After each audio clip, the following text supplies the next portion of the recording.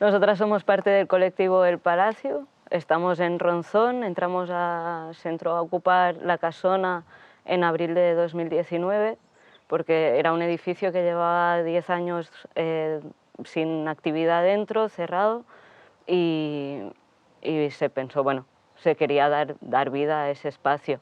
Es de la Fundación Ronzón, que se administra desde el Ayuntamiento de Pola de Elena, y venía dado por, bueno, es una herencia de la familia Bernardo de Quirós, que las últimas herederas dieron el espacio, la casona, al ayuntamiento para que se realizaran actividades como relacionadas con el entorno, de ganadería, de energías renovables, de huerta, etc. Entonces, desde entonces no se activó nunca el espacio desde la fundación, pero sí que les llegaron a la fundación y al ayuntamiento diferentes como propuestas de colectivos y tal, relacionadas con los estatutos, que eran estos de las actividades con el entorno y con el pueblo de Ronzón, y bueno, siempre fueron rechazadas. Entonces, viendo esta respuesta por parte de la fundación, se entró en abril, y desde entonces estuvieron como haciendo actividades, abriendo el espacio al pueblo, a diferentes colectivos, se hicieron como fiestas, bueno, de poesía, diferentes andechas.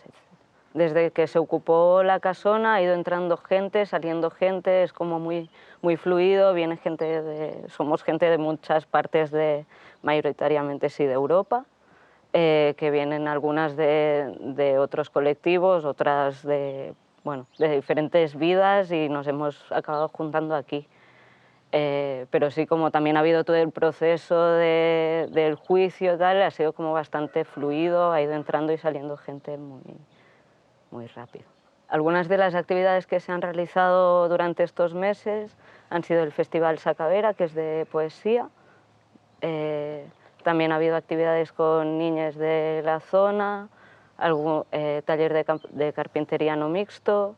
También hubo una semana más relacionada con arte, también de gente de cualquier parte, fue invitada aquí.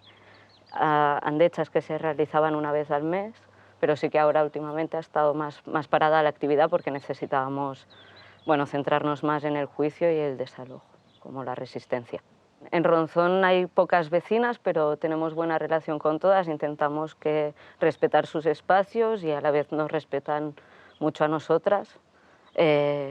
Bueno, sabemos que podemos contar con ellas y que les podemos como ir explicando lo que estamos haciendo. También se estuvo arreglando la carretera de acceso que se hizo entre todas las vecinas de Ronzón, y la relación con ellas es buena.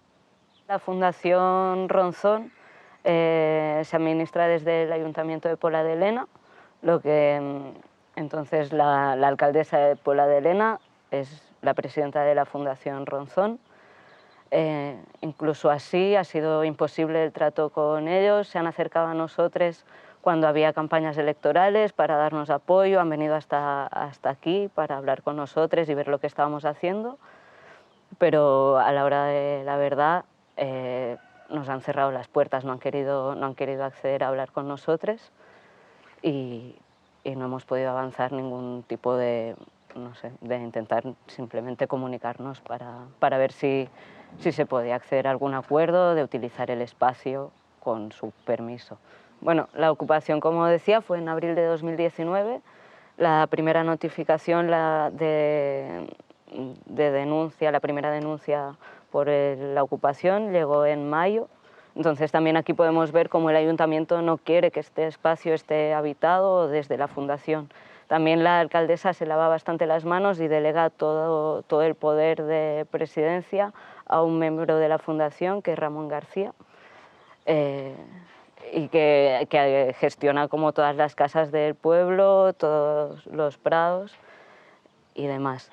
Entonces, desde ese momento hubo un primer juicio, se intentó hablar también, acceder a hablar con la alcaldesa, que no permitió no permitió la visita.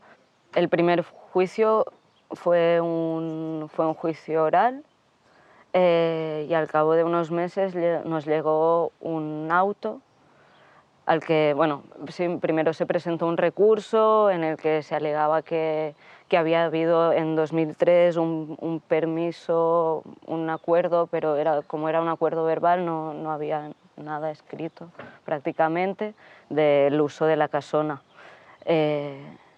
Eso nos lo rechazaron y nos lo contestaron directamente con un auto. Según también nuestra abogada, es un método bastante nuevo que se ha aplicado para poder realizar los desahucios mucho más rápido y porque normalmente se usaba la sentencia. Nosotras no recibimos la sentencia, sino que un auto que implica que puede seguir el proceso y se puede agilizar. Entendemos que ese auto fue un auto y una sentencia porque querían que fuese más rápido y entonces como que había alguien detrás obligándole a la jueza a que fuese todo mucho más rápido. Igualmente después del auto sí que nos tenía que llegar la sentencia por la fecha del desalojo. Que nos daban un margen, pensábamos que el desalojo que iba a ser en abril, pero fue el mismo, la primera fecha era para el 22 de enero. Habiendo visto que ha estado 10 años sin actividad la casona y que ahora nos quieren echar, bueno, nos han echado ya, y habíamos estado realizando actividades y no sabemos o no tenemos conocimiento de que la fundación misma tenga ninguna propuesta de cómo activar el espacio. Pensamos que puede ser de que no nos quieren aquí porque estamos demostrando que este espacio puede estar habitado, de que este espacio puede tener vida y se pueden estar realizando todas esas cosas que los estatutos de la Fundación contemplan. Entonces, hay una incapacidad por parte de la Fundación de estar realizando todo eso que tenían como obligación como fundación en sí. Nuestro día a día, cada día es diferente porque tenemos que mantener un espacio rural, entonces el trabajo va con el tiempo, pero en general está organizado en un nivel comunal que todos compartimos en el trabajo de la huerta, donde producimos nuestra comida también, no toda, pero un parte, y por la leña cortar. Y después el mantenimiento era por el edificio en general, que es muy grande y necesita mucho trabajo diario para mantener el espacio sano. Y esto, y actividades del grupo también, con otros colectivos, las andechas que son para la gente de fuera también. Y cuando entramos en la casona, su estado no era muy mal, pero también era abandonado, entonces teníamos que hacer mucho trabajo para rehabilitar el edificio, como pintar dentro, ordenar las habitaciones, arreglar la caldera, tratamiento por las polillas en la madera, que está casi todo construido de madera al final. Y también esto, usar el espacio para mantenerlo más limpio de las ratas, de todos los bichos que viven dentro cuando está abandonado un edificio. Entonces necesitaba este proceso mucho trabajo de nosotras también, mucho tiempo. El mantenimiento de este edificio necesita un colectivo, creo. Mucha gente que está involucrada en diferentes sitios de la casa para mantenerlo. No es un trabajo que puede hacer una fundación que entra en el pueblo una vez al año para ver que está todavía allí. Sí, el proceso de resistencia ha sido bastante complejo para nosotras y quería también empezar de la diferencia que para mí como hubo a nivel de llegar al 22 y luego lo que ha pasado en estas semanas siguientes. Y entonces sí, llegamos semanas antes del 22 empezamos con las convocatorias y decidimos como colectivo de no difundirlo a nivel de no difundir con la palabra resistencia en los medios, en social network en general, y de hacer más un boca a boca, ¿no? y con colectivos afines y con otros espacios que sabíamos ya que desde que se podía buscar una respuesta o empezar a crear redes. Luego decidimos como de bloquear el camino y recibimos bastante solidaridad ya al día 22. Tuvimos gente que vino, se quedó unos días y desde ahí luego se hicieron muchas más asambleas. Entonces del 22, después del 22 se empezó a rehablarlo también y a reorganizarnos a nivel que la decisión estaba ya tomada en plan de seguir resistiendo y de... pero lo que ha sido el proceso en sí mismo es que lo que queremos enfocarnos bastante en esto porque ha sido algo muy valorable en sí mismo por lo que se consiguió crear en estas semanas. En primer lugar, por el hecho de haber empezado a crear redes en Asturias, entonces de habernos movido en espacios autogestionados y centros sociales entre Gijón y Puebla de Sierra y muchos otros sitios y empezar a conocernos un poquito mejor con otra gente que vive alrededor, porque creo que hasta este momento también había un poquito más de aislamiento en este sentido. Y eso me parece un punto muy importante que la resistencia nos ha llevado. En segundo lugar, también el hecho de la convocatoria ha llevado bastante gente de fuera y desde ahí como fue todo un proceso de empezar a reorganizarnos, como ya he dicho, a nivel de tomar decisiones y a nivel de organizarse a nivel práctico también, de cómo llegar fue un proceso, en mi opinión, con mucho cuidado y que se intentó, como digo antes, se intentó a nivel de relaciones con los vecinos, de cuidar cuáles son las necesidades del pueblo también, aunque hablando con ellos siempre hubo bastante respeto, pero también había como un nivel de no querer implicarse en lo que era una decisión tan confrontational, sí. Y en segundo lugar también por cómo ha funcionado entre nosotras y con toda la gente que ha llegado desde fuera. Entonces fueron semanas súper intensas, se hicieron talleres de antirrepresión, entonces talleres de miedo, talleres de confianza y eso ha unido muchísimo el grupo en sí mismo y también nos ha dado muchísimo a nivel de conocer prácticas también de autogestión diferentes y también de los espacios de la vida, porque quiero decir, vivimos con más gente a lo largo de unas semanas, entonces, y también de aprender mucho sobre los procesos de resistencia en sí mismo, que son algo muy importante, en mi opinión, poniendo sí objetivos y fines, pero también en sí mismo, porque desde ahí salen muchas propuestas y muchas cosas que como espacio de aprendizaje. Esto sí me ha parecido súper importante haber tenido esta oportunidad. Sí, es importante precisar también que el tipo de resistencia que se eligió hacer es una resistencia pasiva. Se intentó aguantar hasta el último momento, también como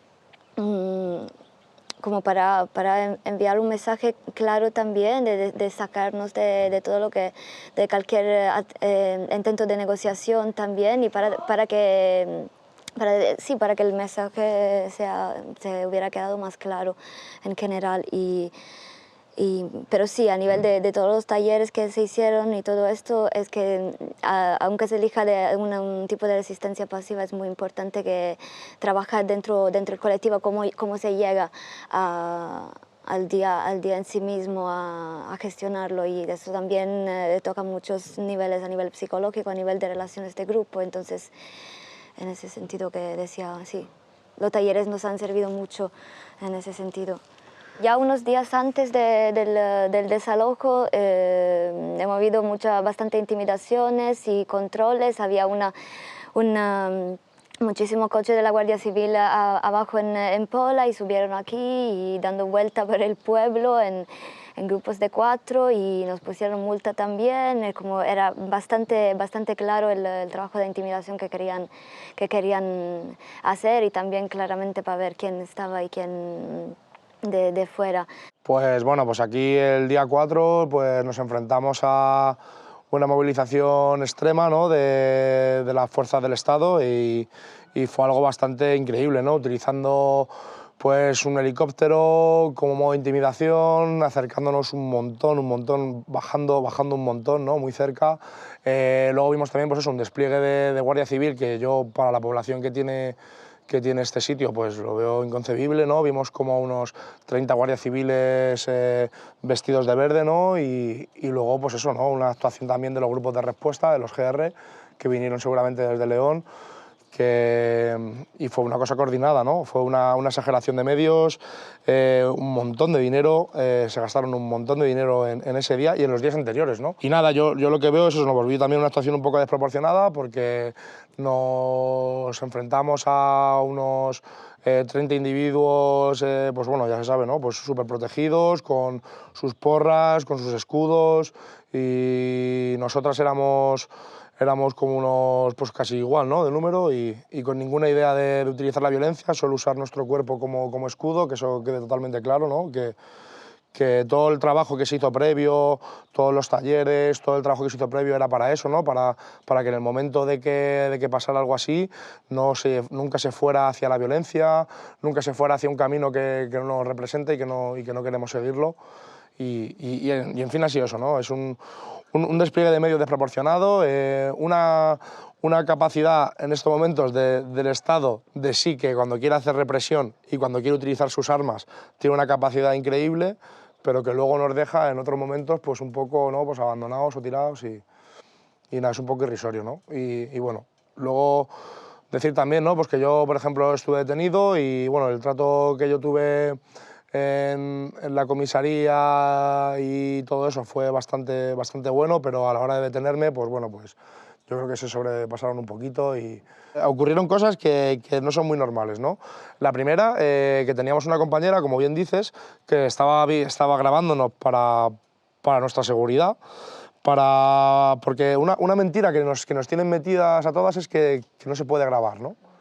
Eso es una mentira, que vamos con ella, no se puede grabar, pero eso es falso, ¿no? Se puede grabar en todo momento y teníamos una compañera que su trabajo era esa, ¿no?, grabarnos para que nos ayudara a poder defendernos, ¿no? Y en ningún momento se la dejó realizar su trabajo, sino que todo el rato amenazándola con que se le iba a detener. Al final ella tuvo que zafarse, tuvo que venir medio corriendo, o sea, increíble, como si la estuvieran persiguiendo, y esconderse en esta casa, ¿no? Que esta casa, para que lo sepa la gente, era un espacio protegido en el cual no tenían ninguna oportunidad ni ningún derecho de entrar, porque no tenían orden, ¿no? Y sin embargo, ellos, en la fusividad del momento, pues utilizaron ese fervor y intentaron entrar en una casa en la cual no podían. Pero intentaron entrar de una forma cruda, o sea, cogiendo el escudo, empujando, se les tuvo que taponar, desde dentro se les tuvo que poner una mesa para hacer un tapón para que no entraran. Y eso son medidas que son totalmente fuera de contexto, ¿no? Porque tú no puedes entrar en la propiedad de una persona por el simple hecho de que estés desalojando otra propiedad que está enfrente. O sea, eso es una locura, la verdad. Y eso se vivió aquí. Y fue por eso, ¿no?, un momento de efusividad que tuvieron, un momento de enalzación, de decir guau.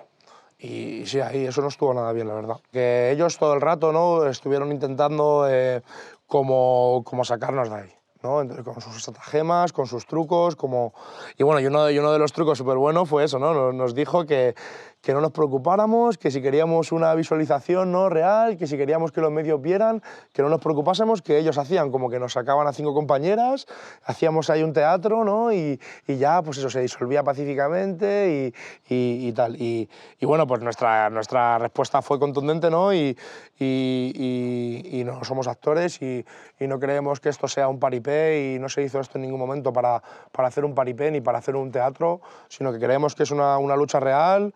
Estamos convencidas de que es una lucha que hay que hacer y que es necesaria, ¿no?, para por lo menos evitar un poco, ¿no?, esta locura del sistema. Y diría también más que teníamos una actitud bastante férrea y bueno, estábamos dispuestas a aguantar un ataque físico y bueno, yo creo que conmigo un poco a lo mejor, pero por el tema de mi tamaño, ¿no? De que me vieron así a lo mejor muy grandote y decidieron pues eso, ¿no? Reducirme más rápido o intentar reducirme mejor, pero en sí tampoco, bueno, es que nos repartieron a todas.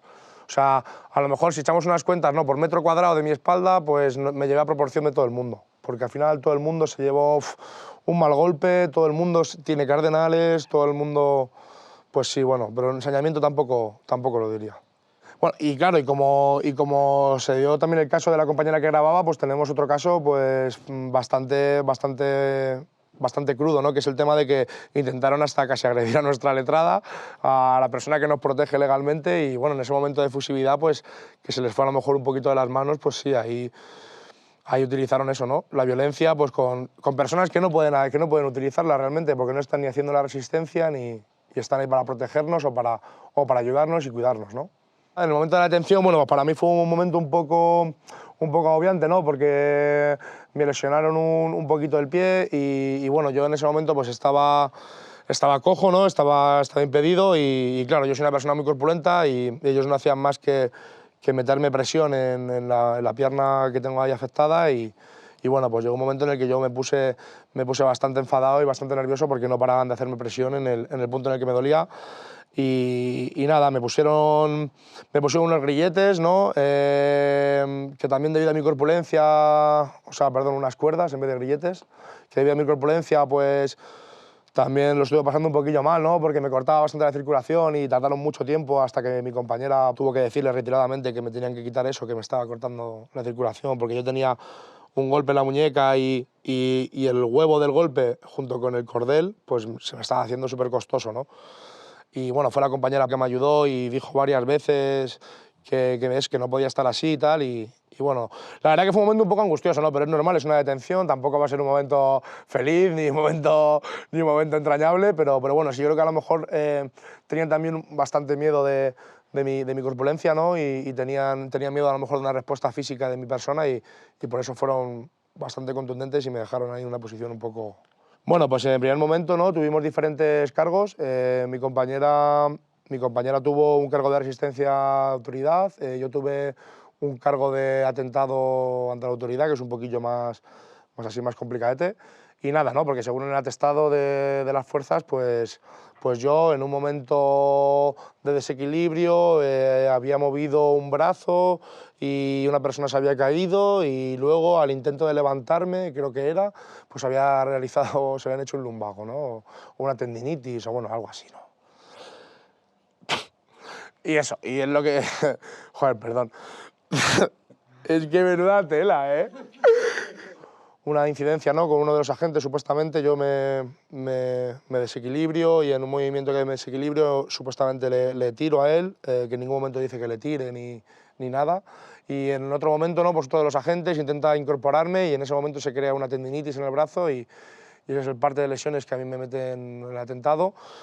Pero luego se habla con el fiscal, ¿no? Se dice que nos dejaba a las dos compañeras con resistencia grave, ¿no? De unos 5 meses, de 0 a 5 meses de prisión o algo así, ¿no? Bueno, la verdad que no lo sé muy bien. Y nos dejaba eso, ¿no? Con la posibilidad esa y sigamos adelante con el juicio y bueno, ahí llevo también un apoyo de grupo, ¿no? Y un apoyo de la otra compañera, ¿no? Que me dijo que también, pues eso, que aunque ella tuviera una pena más flojita, pues que ella seguía adelante, ¿no? Con el proceso y que quería ir a juicio porque veía eso, ¿no? Pues una clara injusticia, ¿no? A la hora de que tienen ellos de valorar los procesos, ¿no?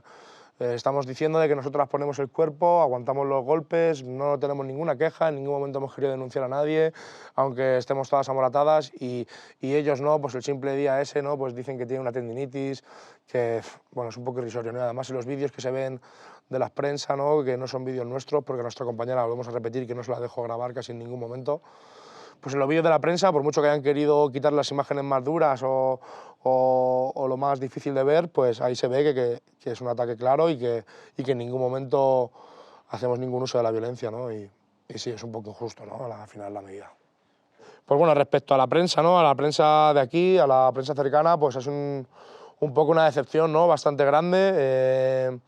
parece que nos han utilizado más como arma o como escaparate que como que hayan querido dar la verdad de lo que ocurrió aquí, ¿no? Y tenemos casos así muy llamativos, ¿no? Como es el caso del diario Nueva España, que bueno, ¿no? Pues que si no vamos a entrar en valorar su profesionalidad o su forma de trabajar, pero bueno, yo veo que es eso, ¿no? Más que información es desinformación, ¿no? Más que lo que ellos utilizan, más que informar a la gente de lo que ocurre, es meter miedo a la gente, meter miedo a la gente y a la sociedad de cosas que son distintas o que son diferentes y nada, y en eso son unos genios. Yo me he quedado asombrado, ¿no? Que cómo puede llegar a tergiversar toda la información ese tipo de diarios y cómo al final perjudican a todos los medios, ¿no? Y al final cómo perjudican también a nuestra lucha, a nuestra causa, porque nunca va a haber un filtro, o sea, nunca va a haber un filtro normal, ¿no? O sea, tú le dices, bueno, yo cojo y veo cómo valoran ellos y cómo dicen las noticias y estuvieron viéndolo. O sea, es que no es gente que se lo contara, no es gente que estuvo viéndolo. Y aún así tiene la desfachatez de ponerlo así en los medios, pues vamos, es bastante, vamos, me quedo anonadado. Bueno, pues ahora nos encontramos en eso, ¿no? Me encuentro en la tesitura, voy a hablar a lo personal porque no puedo hablar por las compas y de cómo me encuentro yo en este proceso, ¿no? Yo me encuentro en la tesitura de que el día 26 de marzo tenemos el juicio, ¿no? Y yo en lo personal me encuentro con muchas ganas. Desde mi colectivo se me ha apoyado bastante en el aspecto judicial y bueno, tengo bastantes ganas de ver cómo acaba el proceso y no se me han quitado, ¿no? A mí no se me han quitado las ganas por un juicio de seguir yendo a sitios y de seguir probando un nivel de vida diferente. Bueno, por ahora los planes que tenemos son todavía precarios porque estamos esperando para más información sobre el juicio a las 26. Aparte de la vida rural se sigue y empezamos a nuevo con las andechas que hacemos aquí, que tenemos una la semana que viene, por ejemplo, miércoles, y actividades ahora que hemos conectado más con colectivos en Asturias en general, es la oportunidad de seguir con esta relación y acercar más y mirar un poco más para afuera ahora que no tenemos este espacio muy grande para mantener. Y así enforzar la red que hemos formado con esta resistencia y vamos a ver qué forma se va a tener en el futuro también. Bueno, pues para mí una cosa muy graciosa, ¿no? Y que queda ya casi en la anécdota es eso, ¿no? El cansarme de escuchar y de ver en la televisión todos los días que tenemos una España vaciada, que tenemos una España despoblada. Y aquí en Asturias pues nos enfrentamos en lo mismo, ¿no? Lo mismo que en muchísimas comunidades autónomas de la península y de fuera. Y al final es eso, es un sitio en el que hay más de 800 pueblos abandonados, en el cual la población solo se centrifica, o sea, solo se centra en 3 localidades, ¿no? Que es Oviedo, Gijón y Avilés, y que el resto de Asturias poco a poco se está muriendo. Se está muriendo y se está vaciando, ¿no? Y también eso viene a la incapacidad que tienen las administraciones de que la vida en los pueblos sea una vida, dentro de lo que cabe, con unos mínimos, ¿no? Pues vamos, con unos mínimos de sanidad, con unos mínimos de educación, con unos mínimos de infraestructura, ¿no? Que no cumplen y que no cumplen, ¿no? Y nos podemos hinchar a ver presupuestos hinchados de cómo ayudan ficticiamente a la vida rural y luego esos millones de euros no sé dónde están porque no aparecen, ¿no? Nos encontramos aquí, yo soy una persona de fuera, ¿no? Y me encuentro a que yo vengo aquí a Pola de Lena y me voy al centro de salud y hablo con una mujer esperando a que me cambien el vendaje de que ahí no hay ambulancia. O sea, no hay ambulancia en una población como Pola, no hay ambulancia. Entonces, cualquier necesidad, encima estamos hablando de que son poblaciones que cada vez, como en toda la península, se está envejeciendo y envejeciendo, cada vez va a ser personas que van a necesitar un transporte médico urgente y no tienen esos medios. No tienen esos medios. Entonces, ¿cómo quieren combatir la despoblación rural de esa España tan famosa, de esa España vaciada, si ni siquiera ponen los medios mínimos para que una persona mayor pueda vivir, ¿no? Y no tenga que quedarse hacinada en un centro de salud o una residencia, ¿no? Y eso es bastante grave, ¿no? Veo una incapacidad muy notoria sobre eso, ¿no? Y que va en todas las administraciones. Ya puede ser la administración del Principado de Asturias, puede ser la administración de la Junta de Castilla y León, de Castilla-La Mancha, y veo eso, ¿no? Que al final el papel no cambia, que en todos los sitios es muy igual, es muy parecido y se quejan de algo que no quieren arreglar, ¿no? Bueno, y al final pues yo también veo eso, ¿no? Veo que en vez de ver 800 o más de 800 pueblos vaciados, pues yo lo que veo es eso, ¿no? 800 posibilidades de hacer proyectos bonitos, ¿no? De volver a darles vida, de volver a crear pues no sé si un sistema diferente, pero algo menos dañino, ¿no? para nosotros mismos y nosotras mismas, y es eso, ¿no? Yo veo oportunidad y no veo más que trabajo, ¿no? Mucho trabajo, mucha constancia, y eso es algo importante, ¿no? Que si partes de mucho trabajo, ¿no? y de mucha constancia, pues al final es eso, ¿no? La vida en comunidad es bonita, es muy difícil, pero es muy bonita, y te da también tiempo, ¿no? A aprender cosas de ti mismo, ¿no? Y cosas que a lo mejor en una jaula de hormigón, ¿no? Pues no vas a poder hacerlo, ¿no? Y de verlo. Y también yo animo, ¿no? Animo a que yo, por ejemplo, yo no tenía ningún tipo de experiencia en la vida rural, yo no tenía ningún tipo así de capacidad para vivir en el pueblo, y que nada, que poco a poco y con paciencia al final te vas haciendo y vas aprendiendo a ser autosuficiente, ¿no? Que es algo que se nos ha olvidado también muchas veces, ¿no? Que al vivir, como digo yo, ¿no? Que al vivir en la ciudad, pues se me rompe algo y yo tengo que llamar y que me lo arreglen, ¿no? Porque a mí no se me ocurre ni siquiera coger la lavadora, abrirla y decir, anda, mira, una correa, se la pongo yo.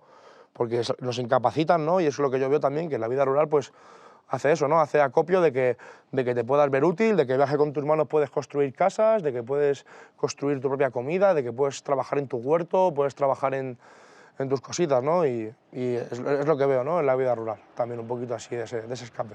Aunque solo sea los momentos ahí, los buenos momenticos al lado del fuego, ya solo por eso merece la pena probar.